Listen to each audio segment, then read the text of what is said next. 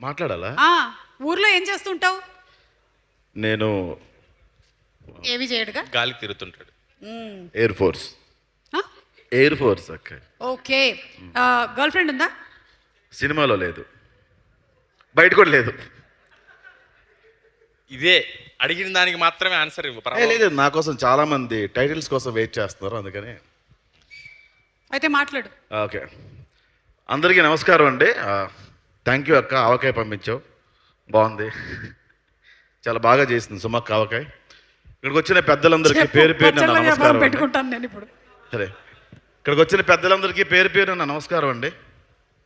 చెప్పు వాళ్ళ పేర్లేంటో. సినిమా గురించి మాట్లాడడానికి చాలా మంది ఉన్నారు. పాపం ప్రతాప్ అని టైటిల్ చెప్తున్నారు, కానీ గత కొద్ది రోజులుగా నన్ను చూసి నాకే పాపం అనిపించేలా కొన్ని సంఘటనలు జరిగినాయి. బేసిక్గా ఇక్కడికి వచ్చే పరిస్థితుల్లో నేను ఈరోజు లేకపోయినా మీడియా మిత్రులతో మాట్లాడదామని వచ్చానండి ఈరోజు. ఒక సినిమాని మా నుంచి, సినిమా వాళ్ళ దగ్గర నుంచి ప్రజల్లోకి తీసుకెళ్ళే వాళ్ళలో ముందు మీరే ఉంటారు. సినిమా ఓపెనింగ్ ఫంక్షన్ నుంచి రిలీజ్ వరకు మీ సాయం మాకు ఎంతో అవసరం. అందుకే స్టేజ్ ఎక్కిన ప్రతిసారి మీడియా మిత్రులకు నమస్కారం అంటాం, కానీ ఫస్ట్ దెబ్బేసేది ఫ్రెండే. Thank you so much sir. పాపం ప్రతాప్ టీజర్ ఈవెంట్లో మాట్లాడిన దానికి నా మీద మీరు పెట్టే టైటిల్కి ఏమైనా సంబంధం ఉందా అన్న? ఏంటో అన్నా నా గురించి రాయండి, ఏడ్చేవాడు ఎవడో లేడు. మా అమ్మకి ఆవిడ పెద్ద బాధపడదు, ఎందుకంటే ఎవరైనా ఆవిడకి యూట్యూబ్ లింక్ పంపిస్తే ఓపెన్ చేయడం రాస్తారు ఆవిడకి. ఎవరో పొరపాటు నేను చూపిస్తే వాళ్ళు మొండ పడిపోయినా జమ్మ పడిపోయినా నా కొడుకు గురించి అలాగే అంటారు, బాధపడదు తప్ప ఏడ్చేవాళ్ళు ఎవరు లేరన్నా. ఎవరైనా అంత ఫ్రెండ్షిప్ చేయడానికి వచ్చినా కూడా అని గసిరి పంపించేస్తాను నేను. అంత ఉత్తముడిని, అంత ఉత్తమ స్వభావం ఉన్నవాడిని నేను. కాబట్టి నా గురించి రాయండి, నా గురించి ఏవైనా మీరు రాసుకోవచ్చు. వీడు మగాడు కాదు, మృగాడు. ఈ సినిమాకి వీడు కీలకం కాదు, కీటకం. వీడు ఒక ప్రాస్టిట్యూట్, వీడు ఒక ఆల్ఖైదా, వీడు ఒక స్లీపర్ సెల్. పాకిస్తాన్ షేక్ ఉలల్లా ఖాన్తో వీడికి సత్సంబంధాలు ఉన్నాయి. రాయండి అన్న, సింపతి కోసం చెప్పట్లేదన్న. మీడియా మిత్రులారా, నా గురించి మీరు ఏవైనా రాయండి, ఏవైనా. రీసెంట్గా ఒక సంఘటన జరిగింది, మీ అందరికీ తెలిసిందే. ఎప్పుడు ఇది నేను ఎక్కడ మాట్లాడలేదు, కానీ తప్పలేదన్న. ఈ 3 రోజులు పడే హింస వల్ల మాట్లాడాల్సి వస్తుంది, అందుకు మాత్రం వచ్చాను అన్న ఇక్కడికి. ఓ ఇన్సిడెంట్ జరిగింది, మీరు వెళ్ళి మళ్ళీ యూట్యూబ్ ఓపెన్ చేస్తే ఫస్ట్ నా వెబ్ సిరీస్ల కన్నా అదే వస్తుంది.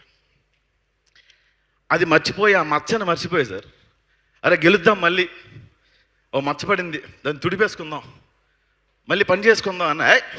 బొంగు మర్చిపోతావు, నువ్వు మేము గుర్తు చేస్తాం అని గుర్తు చేస్తున్నారన్న. మీరు నా పేరెంట్స్ పేర్లు మార్చేశారు. థ్యాంక్ యూ, ఇంకో ఫ్యామిలీ నాకు ఇచ్చినందుకు, ఇంకో పేరెంట్స్ నాకు ఇచ్చినందుకు.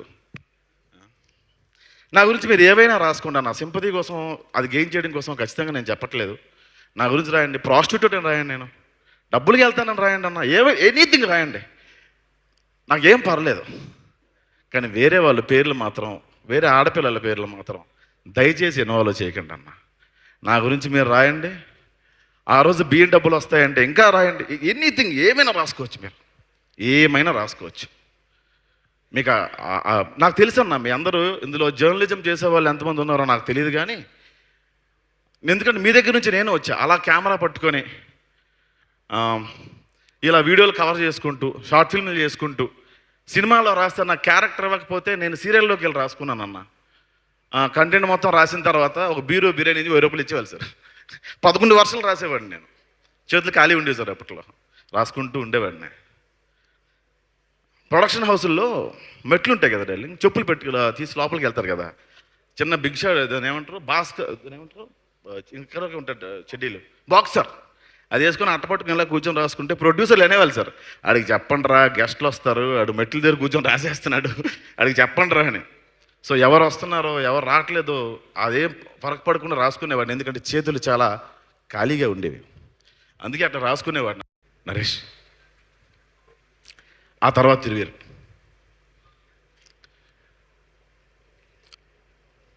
అఫ్కోర్స్ నా గురించి మీకు ఎందుకు లేకుండా ఎవడ యాడ్ ఎందుకు పెద్ద పనే లేదు. సో అలా అంత కష్టపడి తీసిన సినిమా ఇది. ఈ సినిమా గురించి నేను ఇంతకుమించి ఏం చెప్పలేను.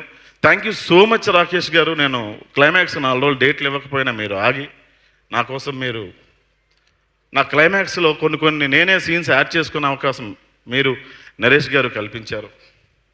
ప్రతి ఈవెంట్కి నువ్వు ఎలా అయినా రావాలి అని చెప్పి ఈటీవీ వాళ్ళు కొంచెం రిక్వెస్ట్ చేసి ఫోర్స్ చేసి పిలిచినందుకు thank you Nitin and Sai. Thank you Bujjamma, thank you Vishnu అన్న, నా మిత్రమండలి కూడా మీరు వచ్చారు. థ్యాంక్ యూ సో మచ్ అన్న. థ్యాంక్ యూ మ్యామ్, మీ సినిమాలు అంటే నాకు చాలా ఇష్టం. థ్యాంక్ యూ సార్, మీ రేటింగ్స్ అంటే నాకు చాలా ఇష్టం. థ్యాంక్ యూ రాజీవ్ గారు, థ్యాంక్ యూ సో మచ్ అండి. అన్న మళ్ళీ చెప్తున్నా, సింపతి కోసం చెప్పలేదన్న, కొంచెం బాధ ఉండి చెప్పిన, ఏమైనా తప్పు మాట్లాడుంటే క్షమించండి. మీకు అర్థమైతే నేను అదృష్టవంతున్నే, అర్థం కాకపోతే నా కర్మ. దానికి కూడా భయపడినన్నా, అది ఎంతకన్నా పీకేదేమీ లేదు నన్ను. ప్లీజ్ అన్న, ఏవైనా తమ్ముళ్ళు చేయండి కానీ వేరే వాళ్ళ పేర్లు మాత్రం ఇన్వాల్వ్ చేయకండి అన్న దయచేసి. Thank you so much each and every one. ఇది చెప్పడానికి వచ్చాను, ఏమైనా తప్పు ఉంటే క్షమించండి. Sorry sir, sorry.